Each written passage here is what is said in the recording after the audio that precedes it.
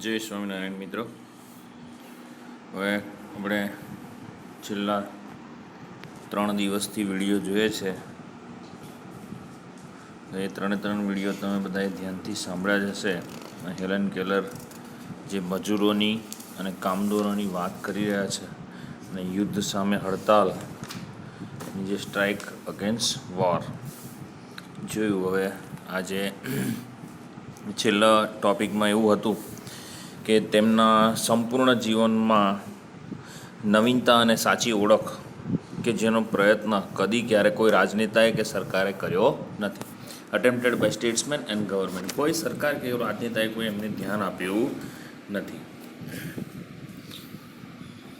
જો બીજી લીટીમાં એટલે the Germans found out years ago that they could not raise good soldier in the slums, so they abolish the slums.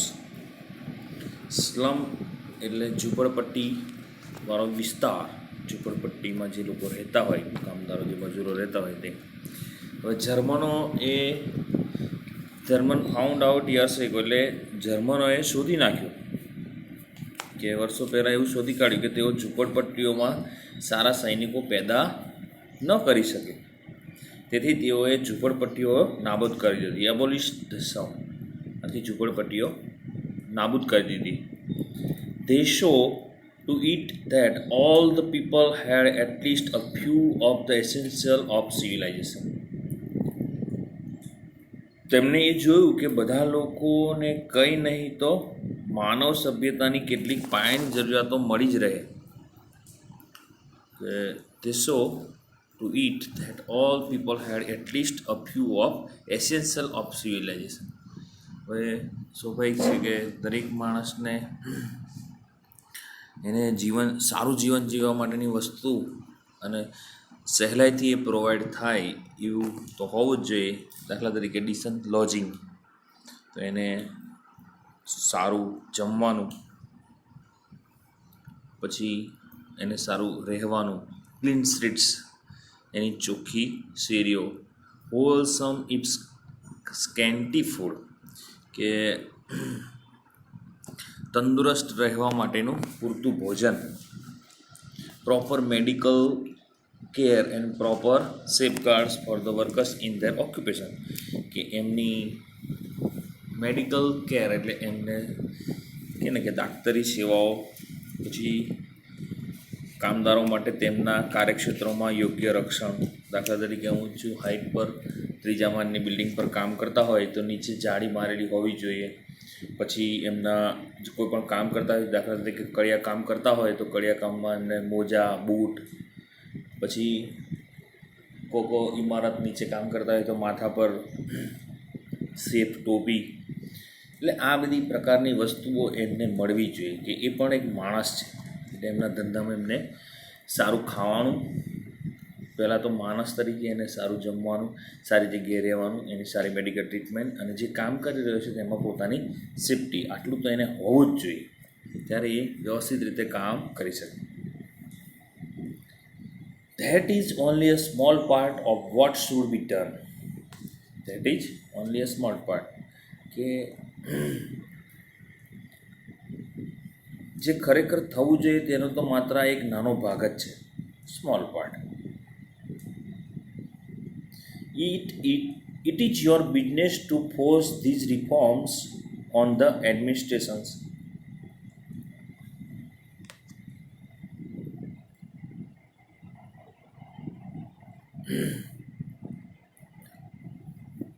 વહીવટી વિભાગ પર આ બધા સુધારાઓ કરવા માટે દબાણ કરવું એ આપણું કામ છે.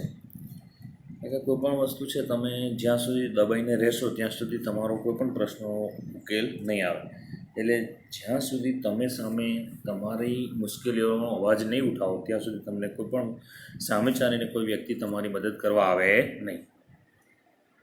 Government can or can not do. Let there be no more talk about what a government can or cannot do. સરકાર શું કરી શકે, શું ન કરી શકે તેની ચર્ચા હવે છોડીએ. આપણે તો તારે પહેલાં જ બધું આવું તો આમ જ હોય, આવું ના થાય, આમ બધું આપણે પહેલું મનથી નક્કી કર્યું. All these things have been done by all the belligerent nations in the turmoil of war. આ બધી જ વસ્તુઓ યુદ્ધમાં ડૂબેલા રાષ્ટ્રો દ્વારા યુદ્ધની ગરબડોમાં કરી ચૂકવવામાં આવેલ છે. Every fundamental industry has been manage better by governments than by private corporation. કે પાયાના બધા ઉદ્યોગો ખાનગી સમૂહો કરતાં સરકારો દ્વારા વધુ સારી રીતે ચલાવવામાં આવી ચૂકેલા છે. એવું નથી કે ખાનગી કંપનીઓ સારી રીતે ચલાવી શકે, સરકાર પણ આને સારી રીતે ચલાવી શકે. It is your duty to insist upon still more radical measures. It is your duty. આ તમારી ફરજ છે કે તમે વધુને વધુ ક્રાંતિકારી પરિવર્તનનો આગ્રહ રાખો. તમે તમારું જ્યાં શોષણ થતું હોય તો તમે ત્યાં બોલો. It is your business to see that no child is employed in an industrial establish or mine or store and that no work. જો આ એક બહુ મોટી વાત છે. કોઈ પણ બાળક કે બાળકી કોઈ પણ ઔદ્યોગિક એકમ કે દુકાનમાં મજૂરી ન કરતો હોય અને કોઈ પણ કામમાં અનાવશ્યક રીતે અકસ્માતો ન થાય તે માટે કે રોગચાળો ન થાય માટે એ જોવાનું તમારું કામ છે. Is needlessly expose to accident or disease. કે આપણે ગમે તે કામ પૈસા માટે કરાવે પણ એમાં કોઈ એનું નુકસાન થાય તો એની સંપૂર્ણ જવાબદારી જે તે કંપનીની અથવા જે તે કામ કરનાર વ્યક્તિની હોય છે. તમે કદાચ જોયું હશે મિત્રો, આપણે વડોદરાથી સુરત જતા હોય અને રસ્તામાં વચ્ચે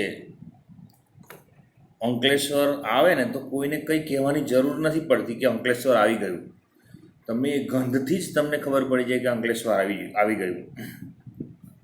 હવે આવા વાતાવરણમાં વ્યક્તિએ રહીને જ્યારે કામ કરવાનું હોય છે, એની ગંધ જ એટલી હોય છે, એના વાયુઓની ગંધ જ એટલી બધી હોય છે અને વાતાવરણ એટલું બધું દૂષિત હોય છે કે તમને ખબર પડી જાય કે અંકલેશ્વર આવી ગયું. એટલે આમ આ બધી જ જવાબદારી જે તે કંપનીની અને જે તે સરકારની અને જે તે કામ કરાવનાર વ્યક્તિની હોય છે.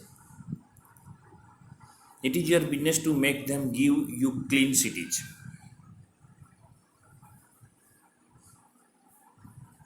તમારી જવાબદારી છે કે તમે તેમને તમારા માટે ચોખ્ખાઈવાળા શહેરો, ફ્રી ફ્રોમ સ્મોક એટલે જેમાં ધુમાડા અને ધૂળ ના હોય, ડર્ટ એન્ડ કોંગેશન કે ભીડભાડ ન હોય.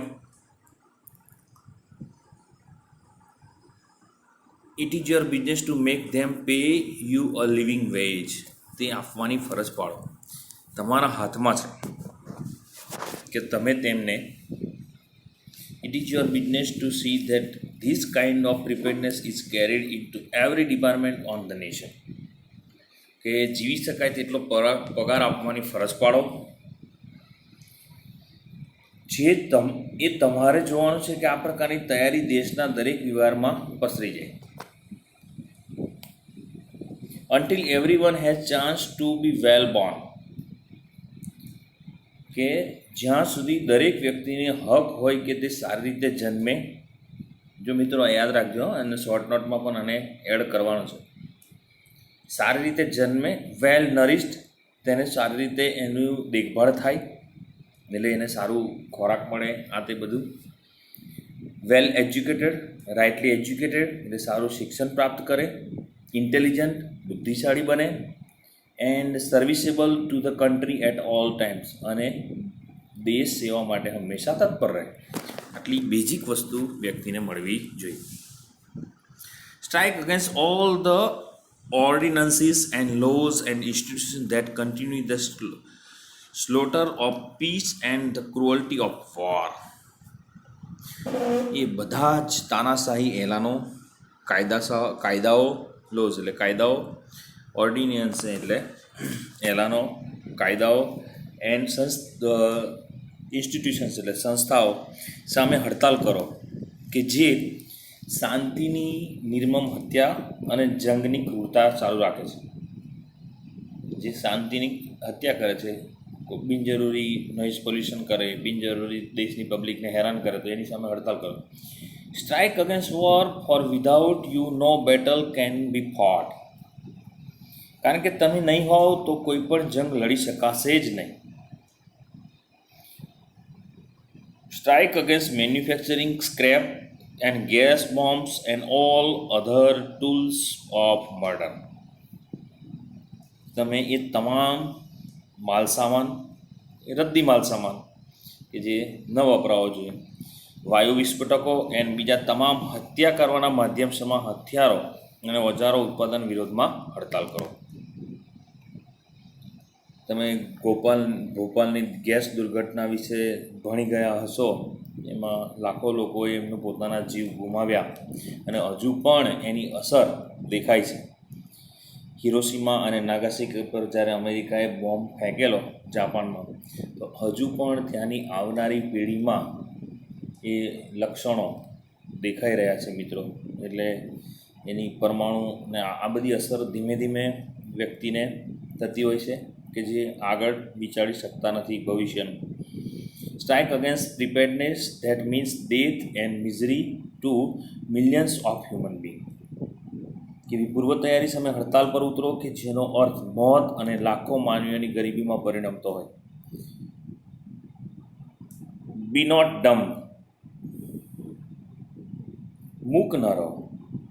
કે વિનાશકારી સેનામાં મૂક અને ઓબેડિયન્સ live in an army of destruction, be heroes in an army of construction.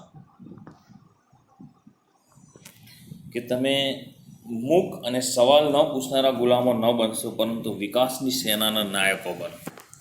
એટલે હેલન કેલરે ખૂબ જ સારી વાત કરી કે પોતાનો જંગ પોતે જ લડવો પડશે અને પોતે જ કંઈક કામ કરવું પડશે કે જેથી કરીને તમે એમાં આગળ વધી શકો. આજના વિડીયોમાં આટલું જ. સૌને વિનંતી કે બધા જ શબ્દો ન ખબર પડે તો મને પૂછે ફોન કરીને, અને એમાં પણ ન સમજાયું તો મને પૂછે, અને બધા જે શબ્દો છે એનું અનુવાદ મને લખીને મોકલાવે. સૌને જય સ્વામિનારાયણ.